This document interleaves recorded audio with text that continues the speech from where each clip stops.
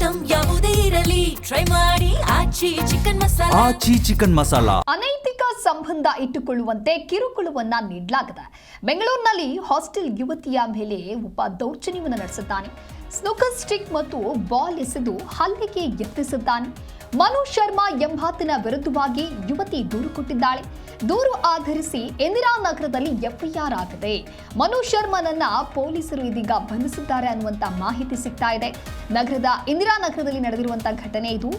ದೊಮ್ಮಲೂರಿನ hostel ಒಂದರಲ್ಲಿ ಯುವತಿ ಇರ್ತಾರೆ.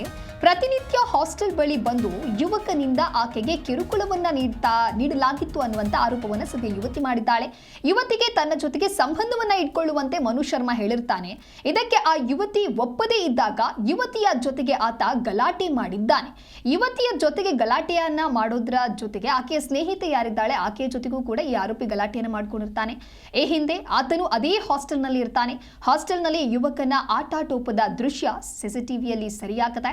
ಸ್ನೂಕರ್ ಬೋರ್ಡ್ ಬಳಿ ಇದ್ದಂತಹ ಯುವತಿಯ ಜೊತೆಗೆ ಆತ ಕಿರಿಕ್ ಮಾಡಿದ್ದಾನೆ. ನೀವು ಕೂಡ ದೃಶ್ಯದಲ್ಲಿ ಗಮನಿಸ್ತಾ ಇರಬಹುದು ಯಾವ ರೀತಿಯಾಗಿ ಆತ ಬೈತಾ ಇದ್ದಾನೆ, ಜಗಳವನ್ನ ಆಡ್ತಾ ಇದ್ದಾನೆ ಅಂತ ಹೇಳಿ ಸಂತ್ರಸ್ತೆ ದೂರನ್ನ ನೀಡ್ತಾರೆ. ಆ ದೂರು ಆಧರಿಸಿ ಇಂದಿರಾನಗರದಲ್ಲಿ ಎಫ್ಐಆರ್ ಆಗಿ ಸದ್ಯ ಈಗ ಪೊಲೀಸರು ಆತನನ್ನ ಬಂಧಿಸಿದ್ದಾರೆ.